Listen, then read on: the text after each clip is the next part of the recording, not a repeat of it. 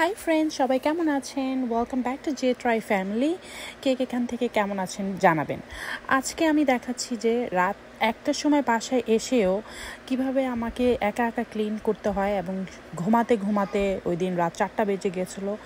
আমি বাসায় এসেই দেখি যে আমার কাজে থেকে বাসায় এসেই দেখলাম যে আমার সিঙ্কের মধ্যে থালা বাসন পড়ে রয়েছে, তারপরে স্টোভ ময়লা হয়েছিল, চিপচিপা হয়েছিল। সো এগুলো সব কিছু ক্লিনিং করে, বাথরুম ক্লিনিং করে, থালা বাসন ক্লিনিং করে সেই দিন ঘুমাতে ঘুমাতে রাত 4টার মতো বেজে গেছিলো। আমি তো ভাবলাম যে মনে হয় আর নেক্সট ডেতে কাজেই যেতে পারবো না, বাট তারপরও আই মেড ইট। বাট এত কি বলবো, যে একা একা আসলে প্রবাস জীবনটা ভালোই কঠিন।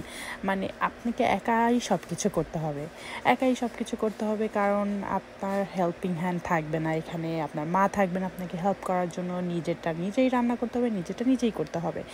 এই তো আমার বাচ্চা সব কিছু খেয়ে খেয়ে রেখে দেয়, এই জন্য আমি থালা বাসনগুলো ধুয়ে নিলাম। যাই হোক, উইকেন্ডেতে চলে আসলাম। উইকেন্ডেতে আমি আজ রান্না করব হচ্ছে কচি লাউ দিয়ে হার্ড চিকেনটা খুবই আমার ভালো লাগে। হার্ড চিকেন ছাড়া আমি আসলে খেতে পারি না। নর্মাল যে লেয়ারের মুরগিটা থাকে সেটা কিন্তু গন্ধ লাগে, আমার ভালো লাগে না।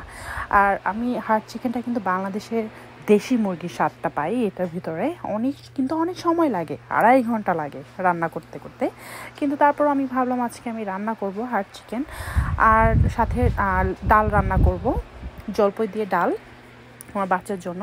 সো আমি পেঁয়াজটা কেটে নিচ্ছি। এর জন্য পেঁয়াজটা কিন্তু এদেশে একটু বড় বড় হয়, এবং আমার কিন্তু প্রথম পেঁয়াজটা ভালো লাগতো না, কিন্তু এখন কিন্তু আমার এই পেঁয়াজটা খুবই ভালো লাগে, যেটা সত্যি।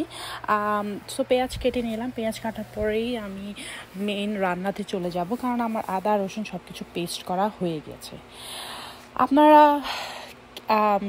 কেমন কাটালেন আপনাদের উইকেন্ডটা জানাবেন।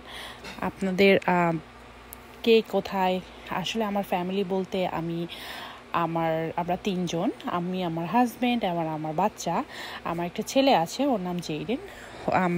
আমরা এই 3 জনই আমরা একসাথে থাকি, এবং আসলে আমার হাজব্যান্ডের অনেক ফ্যামিলি মেম্বার্সরাও আমার এখানেই থাকে। আমার বেসিক্যালি সবাই নিউ ইয়র্কে থাকে না, সবাই বাংলাদেশে থাকে, কিন্তু আমার হাজব্যান্ডের ফুল ফ্যামিলি এরা সবাই নিউ ইয়র্কেই থাকে। বাট মাঝে মাঝে উইকেন্ডে এদের সাথে দেখা হয়, মাঝে মাঝে দেখা হয় না, কাজে চাপে সবাই সবার মতো ব্যস্ত লাইফ লিড করে, এইটাই।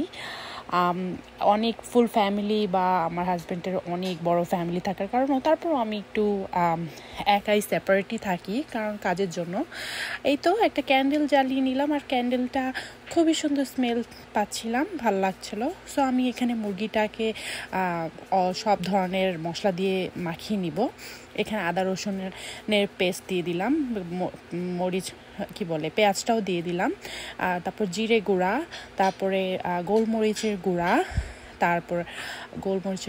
তার ধনে গুঁড়া, মৌরি গুঁড়া, তারপর লাল মরিচের গুঁড়া, হলুদ মরিচের গুঁড়া, আরও যে দারচিনি, তারপর এলাচটা আমি কখনোই মুখটা খুলে দেই না, কারণ মুখটা খুলে দিলে এলাচের যত মশলা আছে এগুলো সব বের হয়ে ভাতের সাথে মিক্স হয়ে যাবে, মুখে লাগবে। এইটা আমার হাজব্যান্ড খেতে পারে না। যাই হোক, তেজপাতা নিয়ে এসেছি। তেজপাতা কিন্তু আমি বাংলাদেশ থেকে কিনে আনছিলাম। আর এখানে লাল মরিচটাও আমি বাংলাদেশ থেকে আনছি, আর হলুদটাও। লাল মরিচটা খুব সুন্দর লাল ছিল, খুব ভালো লাগতেছিল লাল মরিচটা, আর খুব লাল ছিল, আর অত ঝালও ছিল না। সো তেল দিয়ে দিলাম। তেল দিয়ে এখন আমি এটা চুলায় বসিয়ে দিব। চুলায় বসে আমি নাড়াচাড়া করে ফেলবো, ভালো মতো নাড়বো।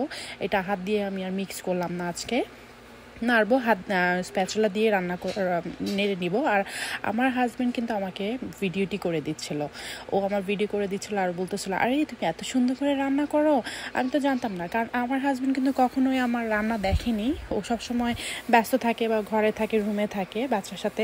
সো ও আজকে আমার ভিডিও সুবিধার্থে সে আজকে ফাইনালি আমার রান্নাবান্না আমার এত ক্লোজলি কাছে থেকে দেখতেছে আর আমার ভিডিও করছে, যেটা আমার কাছে খুবই ভালো লাগতেছিল। আর একটা কোম্পানি থাকলে কিন্তু কিন্তু রান্না করতে আরও ভালো লাগে, যেটা সত্যি কথা। সো এখন এটা ভালো করে আমি মিক্স করে, এটা কোনো পানি দিব না, এটা হাই হিটে আমি রেখে এভাবে করে ঢেকে ঢেকে, আর এটা খুব কষাতে হবে, অনেক কষাতে হবে। সো আমি এই যে আবার চলে আসলাম, কষাতে কষাতে আমি দেখলাম যে এই যে দেখেন অ্যাটলিস্ট 10 মিনিটস কষানোর পরেই পানি উঠে গেল, আর এই পেঁয়াজটা একদম গলে যাবে। পেঁয়াজটা গলে গেলেই তারপরে আমরা আস্তে আস্তে পানি দেবো। তো পেঁয়াজটা গলে যাবে। আর আমার বাচ্চা এখানে অনেক দুষ্টামি করতেছে, এই জন্য আমি এখন ওকে এখান থেকে সরাই ফেলাবো। ও সবসময় কিচেন টেবিলে উঠে যায়, উঠে গিয়ে সে এইটা সেটা তাণ্ডব চালায়। যাই হোক, এটা ঢেকে দিব, চিকেনটা ঢেকে দিয়ে এটা আর একটু ভালো করে কষাবো, পানি দিব না। তারপর চলে আসলাম তার কাছে চলে এসে আমার ছেলে এত দুষ্ট আর এত মানে উলট পালট করে রাখে সব কিছু সে আওলাইছে। তারপর টয় নিয়ে সব কিছু আওলাইছে, আর তার শুজ কাপড় চাপড় আমি ভাঁজ করে রাখছি, এগুলো সব কিছু করেছে। আমি কিছু বলি না, আসলে আমি রাগ করি না কখনোই, কারণ ছোট মানুষ, ও একা থাকে, একা বড় হচ্ছে, আমি কাজে থাকি, ওর বাবা মাঝে মাঝে কাজে থাকে। আসলে ও এবার আর কি একটা আইপ্যাডে ভিডিও দেখতেছিল, আর এই ভিডিওতে আমি কী দেখতেছো তুমি এত ইন্টারেস্টিং, দেখলাম যে আসলে ভেরি ইন্টারেস্টিং। সো আমি ওকে বলতেছি একটু ডান্স করো, একটু নাচো, একটু গান গাও। সো ও একটু নাচতেছিল, আবার একটু আবার থেমে যাচ্ছিলো, এত লজ্জা পায়। আসলে আমার ছেলেটা যে এত শাই কেন আমি জানি না, ও খুবই লাজুক একটা ছেলে, খুব লজ্জা পায়। সো হাসতেছিল, ক্যামেরাতে বলতেছে হাই ফ্রেন্ড, বলো হাই ফ্রেন্ড, কিন্তু ও লজ্জায় মানে বলতে পারতেছিল না, খুব হাসতেছিল, লজ্জা পাচ্ছিল। তারপরে আসলে ও একা থাকে, যার কারণে আমি ওকে উইকেন্ডে যখনই সময় পাই অনেক সময় দেওয়ার চেষ্টা করি, পুরো সময়টা আমি ওকেই দিই। এই তো চলে আসলাম আমার মুরগি কষাতে, আর এইদিকে মুরগিটা হয়ে অলমোস্ট লাইক কষিয়ে হয়ে যাচ্ছে, আর অনেক পানি উঠেছে। দেখেন আমি কিন্তু কোনো পানি দিইনি এক্সট্রা। চলে আসলাম আমার বাবুর কাছে, তাকে একটু বললাম যে একটু গান গাও, একটু রাইমস বলো তো, একটু wheels and bus go round and round বলে দেখাও তো। তো আমি বলি একটু করে দেখাও। সো ও বলতেছিল, একটু করে বলতেছিল, আবার চুপচাপ ছিল।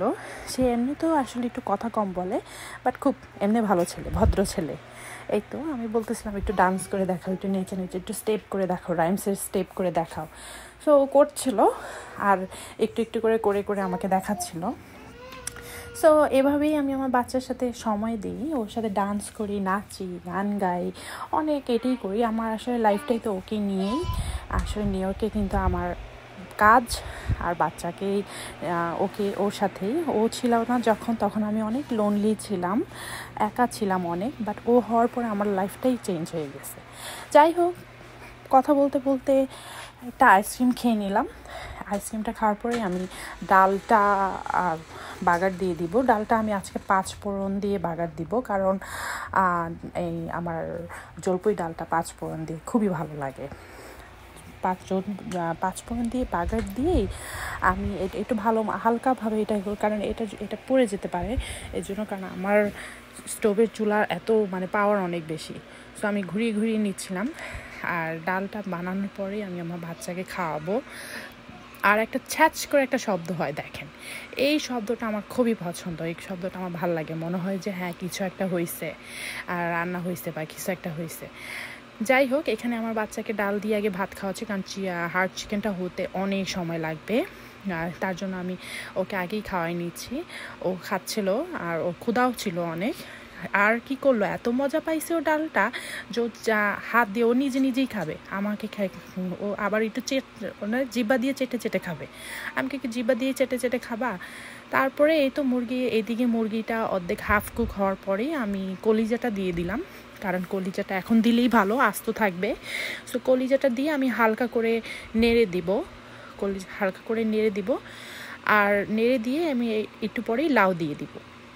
লাউ দেওয়ার পরে আমি আসলে এত ভালো মতো নাড়তে পারছিলাম না, কারণ এক হাতে ক্যামেরা, এক হাতে স্প্যাচুলা দিয়ে আমি ঢেকে দিলাম। এটা সফট হলে তারপর আমি আস্তে আস্তে কী করবো, এটা নাড়বো। তারপর এদিকে আমার হাজব্যান্ডে দেখলাম গ্রোসারি করে নিয়ে আসলো, আমি ওকে গ্রোসারিতে পাঠাইছিলাম।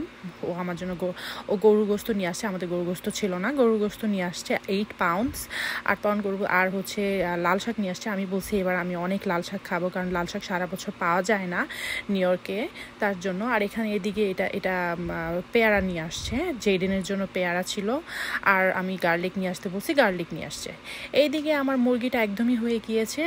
আমি সবার লাস্টে একটু জিরা গুঁড়া দিয়ে আমি জিরা গুঁড়া ছিটিয়ে দিলাম, দিয়ে তারপর আমি এটা এখন ঢেকে দিব। ঢেকে আমি গোসল করতে চলে যাবো। আর ঘর টর এদিকে ক্লিন টিন করে একদম সব কিছু করে বাথরুম ক্লিন করলাম, ঘর ক্লিন করলাম, বাচ্চাকে খাওয়ালাম, গোসল করালাম, সব কিছু করে আমার তো খুবই ক্ষুধা লাগছে। তারপরে আমি ভাবলাম যে আমি ভাত খেতে বসে যাব। আপনারা যদি আমার ভিডিওটি ভালো লাগে তাহলে প্লিজ আমার ভিডিওটি লাইক করবেন, শেয়ার করবেন আর কমেন্টস করবেন প্লিজ, আর আমাকে জানাবেন আমার ভিডিওটি কেমন লাগছে আপনাদের।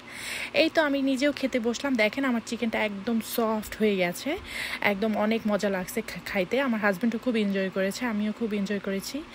আজকের ভিডিওটিতে যেটা দেখালাম যে আমার ডেইলি লাইফ, আমি কি করি আসলে উইকেন্ডেতে, কিভাবে থাকি।